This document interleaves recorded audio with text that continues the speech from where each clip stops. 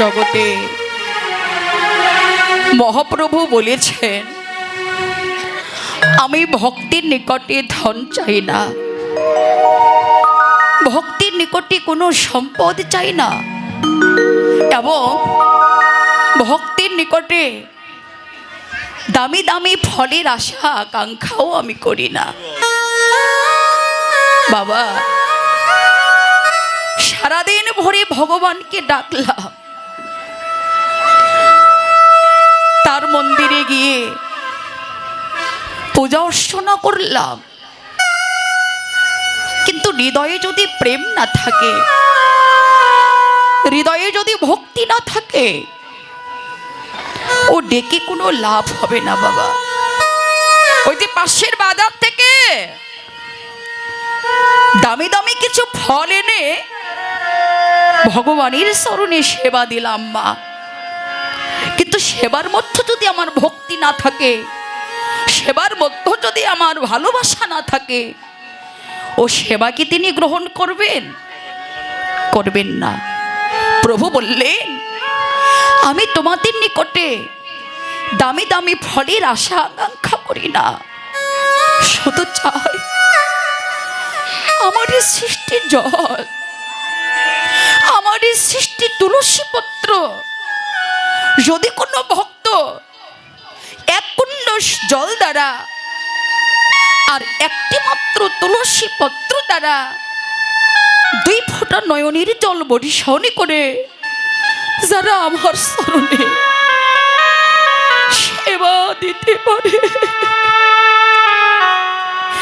আমি ভগবান হয়ে ইহকাল পরজনমের মতো সেই ভক্তির নিকটে যেন বিক্রয় হয়ে যায়। হরি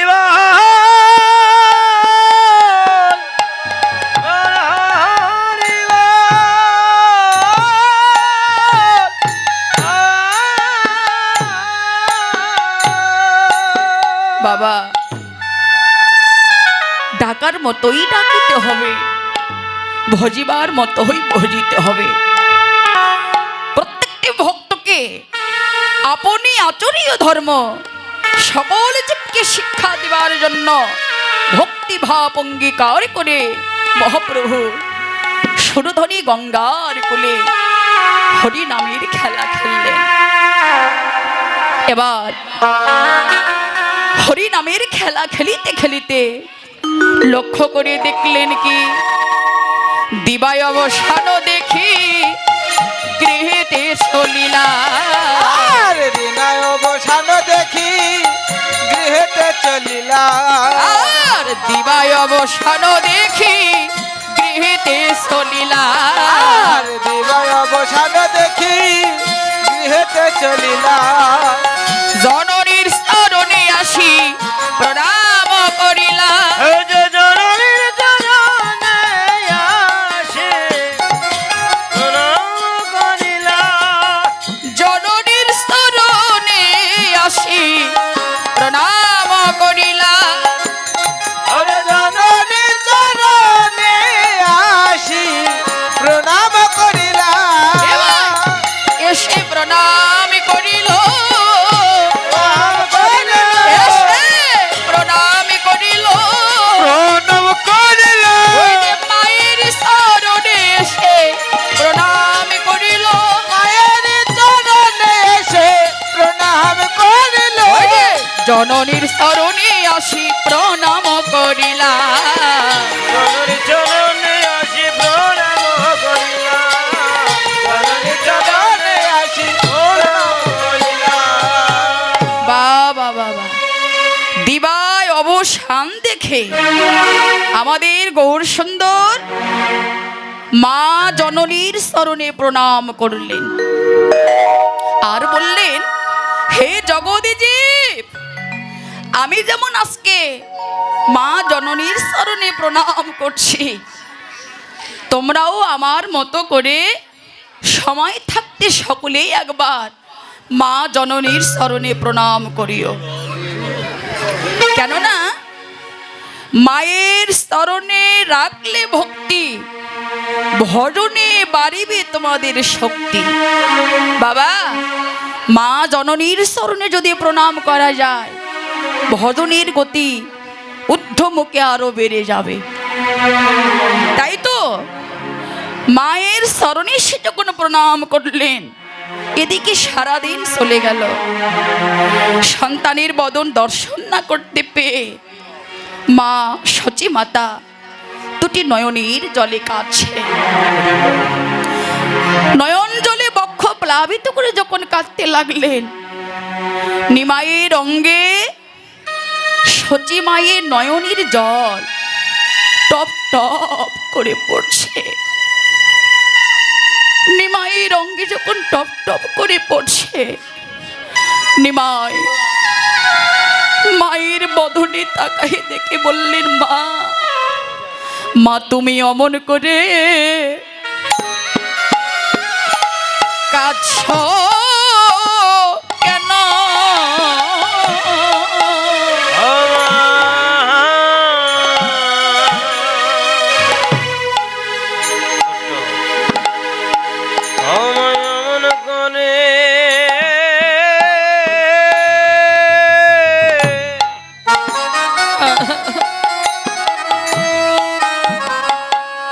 অমন করে কাঁদিছ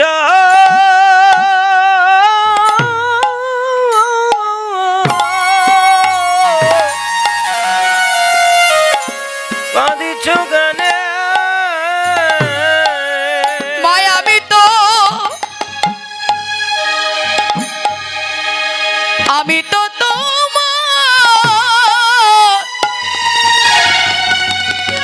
তোমার পক্ষে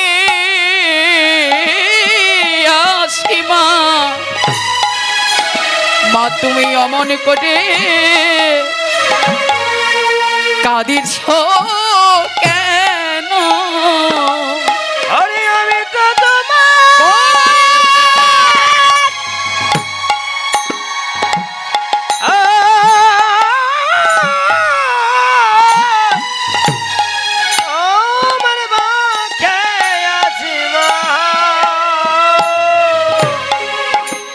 তুমি অমন করে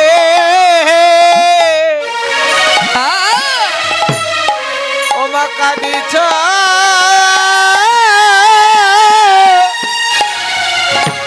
কাঁদিছ কেন?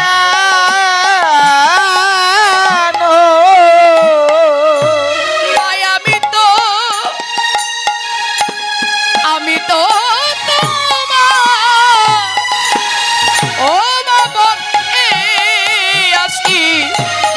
তুমি অমন করে কাঁদিছ কেন? আমি তো তোমার পক্ষে আছি, এমন করে রাখছো কেন?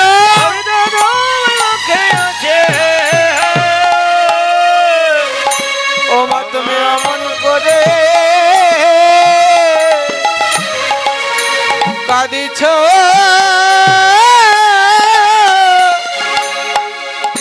কাঁদিছ কেন?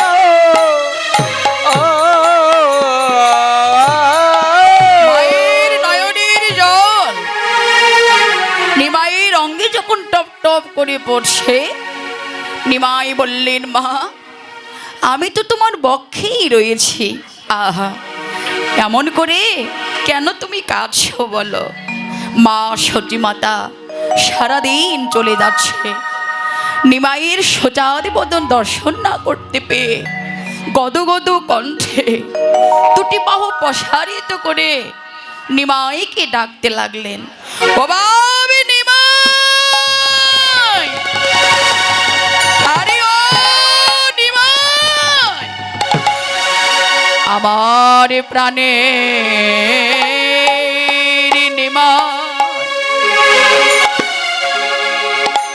ও নিমাইয়ে হেলি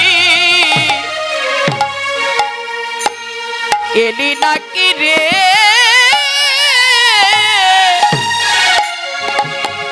এ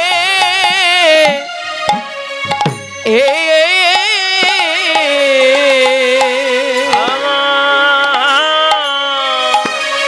আমার প্রাণের নিমায় প্রাণের নিমায়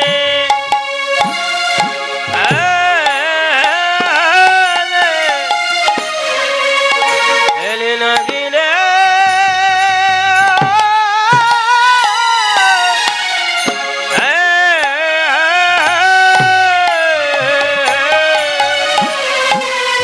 আমার প্রাণের নিবাস ও নিবাস এলি এলি নাকি রে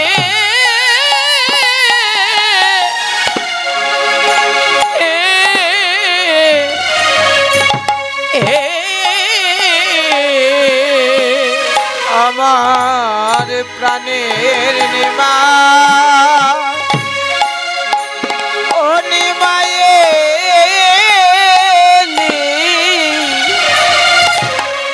নাকি রে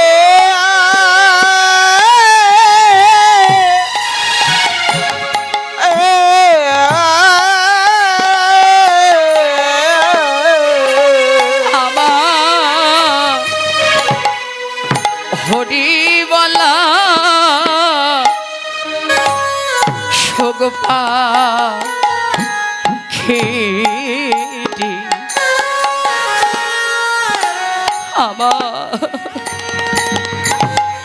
আমার প্রাণীর নিবাই ও নিবাইয়ে হেলি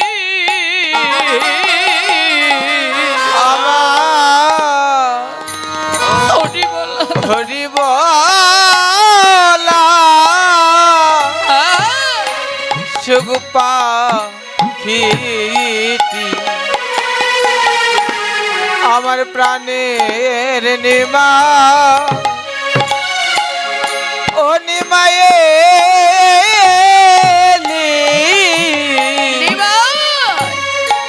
আজকে সারাদিন বদন দেখি দেখি না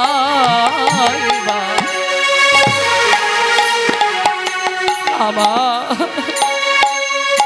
প্রাণের নিবা ও নিবাইয়ে হেলি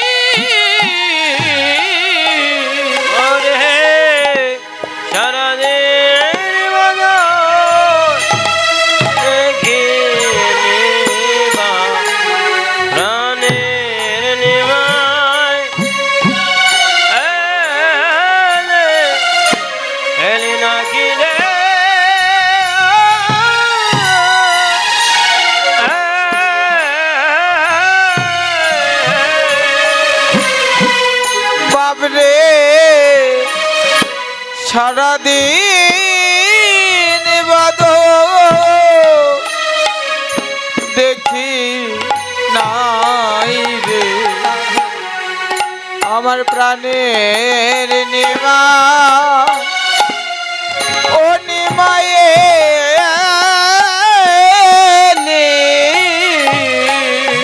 ওরে সাগর সেছা মানি আমার ওই যে প্রাণের নিমা এলি নাকি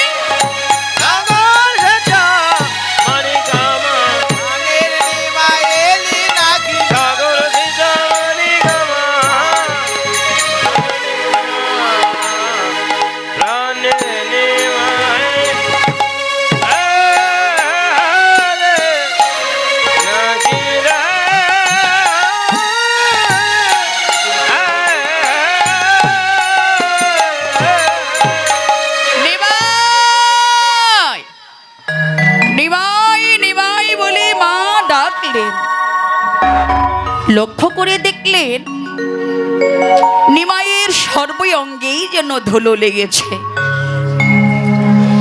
মায়ের মন তো আর কোনো কিছু ভালো লাগছে না বাবা। মনে মনে ভাবনা করলেন, হায় হায়, এই যে ছোট্ট নিমাই, এই নিমাইয়ের অঙ্গে এমন ভাবে কে ধুলো দিয়েছে। ছোট পাশের পথে হেঁটে যাচ্ছেন আমাদের নিত্যানন্দ প্রভু। সচিমাতা নিত্যানন্দকে ডাক দিলেন, নিতাই, নিতাই রে, এদিকে একটু শুনতো বাবা। নিতাই যখন মায়ের সম্মুখে এসে দাঁড়ালেন, সচিমাতা বললেন, বাবরে নিতাই, তোরা কি বলতে পারিস আমার নিমাই রঙ্গে এমন করে কে ধুলো দিয়েছে রে? আমি যখন সকালবেলা তোদের সঙ্গে নিমাইকে পাঠাই দিয়েছিলাম গোষ্ঠে লবলক্ষ ধেনুর পাল লয়ে, তখন তো নিমাই রঙ্গে কোনো ধুলো ছিল না, কিন্তু এখন দেখলাম নিমাইয়ের সর্বই অঙ্গেই ধুলো লেগেছে।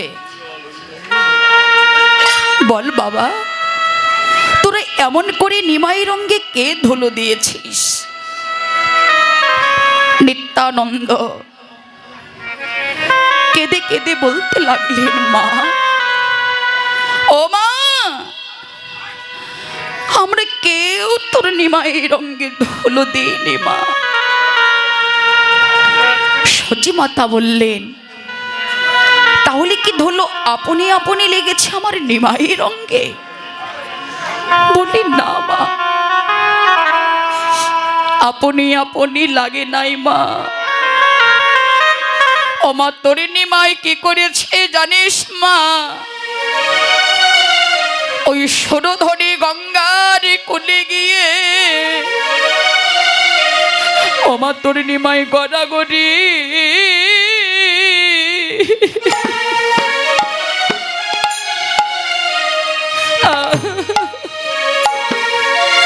গড়াগড়ি দিয়ে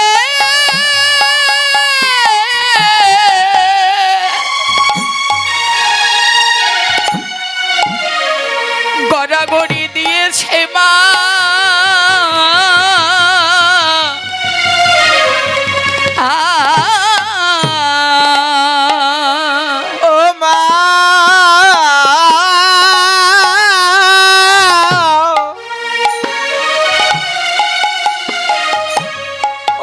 নিমাই গড়া গড়ি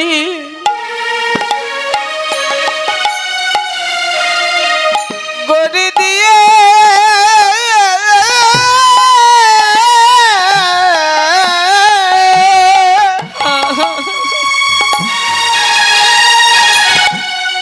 গড়ি দিয়েছে মা।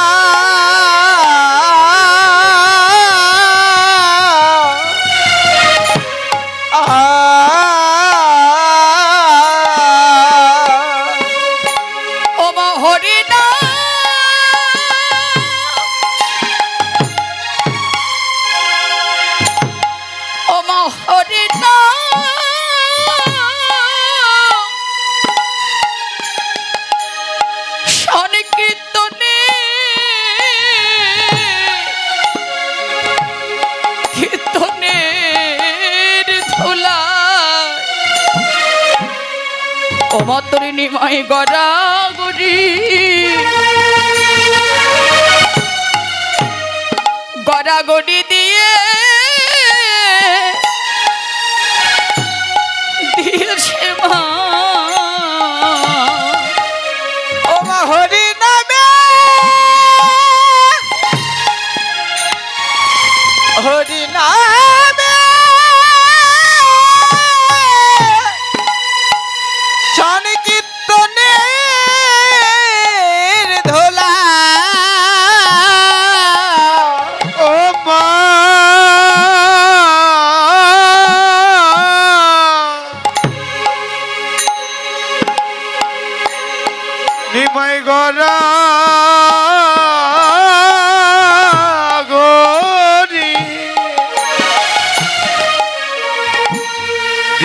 গেছে মা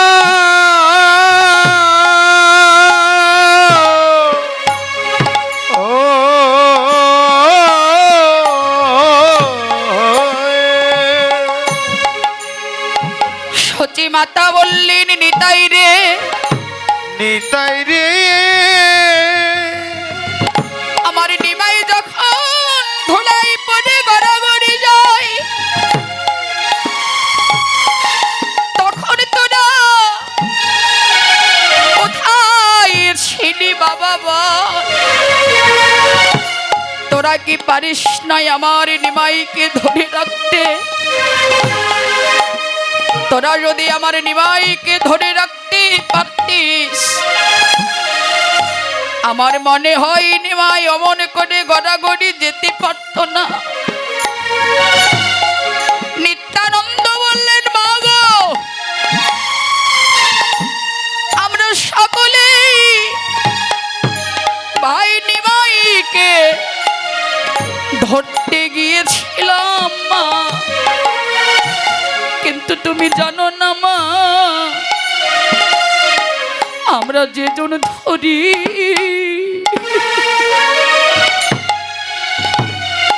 ওমা সেজন পরি। ও মা আমরা যেদিন ধরি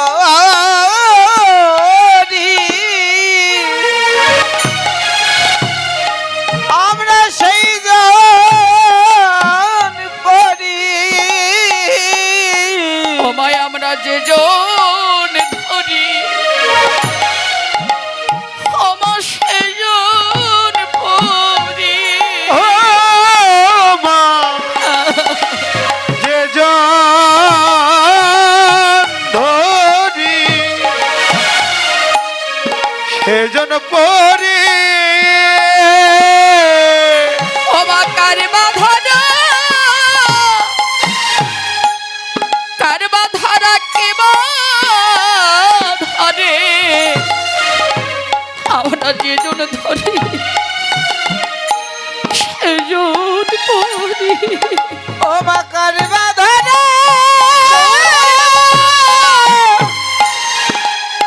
ও মা কেবা ধরে। ও মা যে জন ধরে সেজন পরে। আমার সবে মিলে যাই গড়াগড়ি, ওই সোনা ধনী গঙ্গার কুলে সেই জন পরে সুরধনী গঙ্গার তীরে। ও মা যে জন ধরে সেজন পরে। এ রে রে। মা, আমরা সকলেই ভাই নিমাইকে ধরতে গিয়েছিলাম, কিন্তু তুমি জানো না মা, আমরা যেজন ভাই নিমাইকে ধরতে যাই সেজন যেন বারবার ধুলাই পড়ে গড়াগড়ি যায়। তবে দেখে মনে হলো তোর নিমাই মনে হয় মানুষ না, যদি মানুষ হতো তবে অমন করে তো ধুলাই পড়ে গড়াগড়ি যেতে পারতাম না। একদিন সচি মাতা বাসি কর্ম সেরে স্নান শেষে ওই রাধা গোবিন্দের মন্দিরে গিয়ে সুন্দরভাবে মন্দির লেপন করছেন। এদিকে মন্দির লেপন করছেন আর দুটি নয়নের জলে মা ভেসে যাচ্ছেন। ভেসে গিয়ে বলছে, হে দয়াময়, হে ভগবান, হে অনাথের নাথ, আমি কি তোমার দেখা পাবো না প্রভু? আমি কি তোমার চরণের দাস হতে পারবো না বলো? তুমি আমাকে কবে দেখা দিবে ঠাকুর? এই বলছে আর মন্দিরখানা সুন্দরভাবে লেপন করছেন।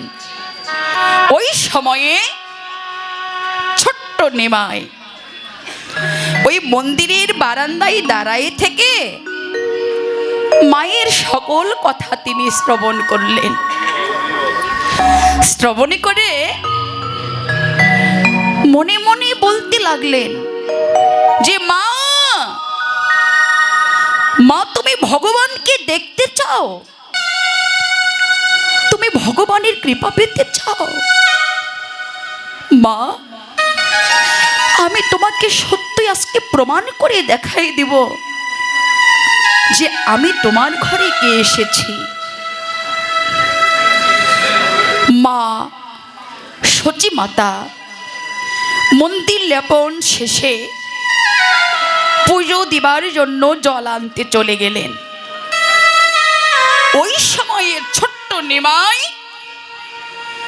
ওই মন্দিরের লেপনের উপর কয়েকটি ছোট ছোট পদচিহ্ন রেখা দিয়ে গেলেন।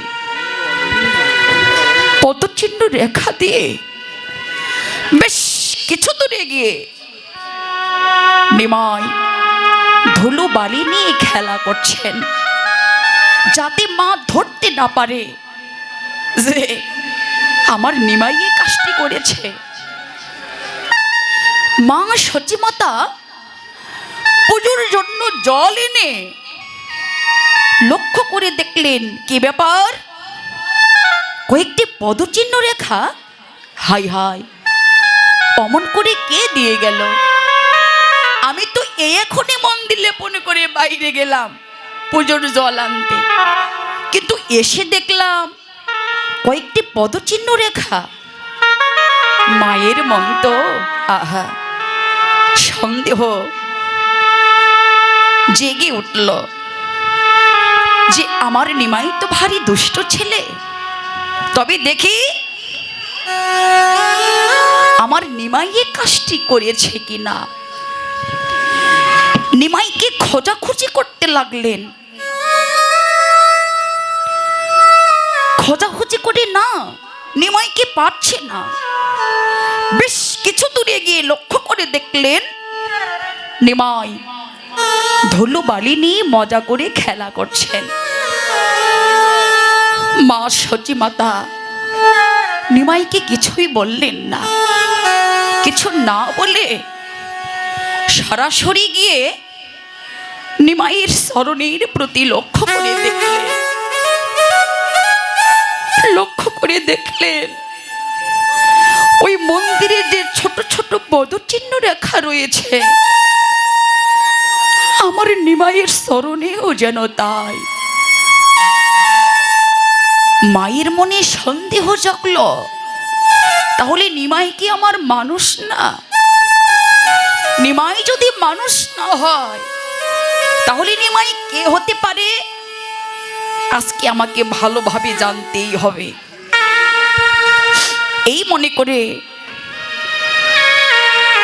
সচি মাতা ছুটে গেলেন জগন্নাথ মিশ্রের কাছে। জগন্নাথ মিশ্রের কাছে গিয়ে বললেন, ওগো তুমি কি বলতে পারো আসলে নিমাই আমাদের ঘরে কে এসেছে? জগন্নাথ মিশ্র বললেন, না সচি, আমি তো বলতে পারি না আসলে নিমাই আমাদের গর্ভে কে এসেছে। মা সচি মাতা স্মরণ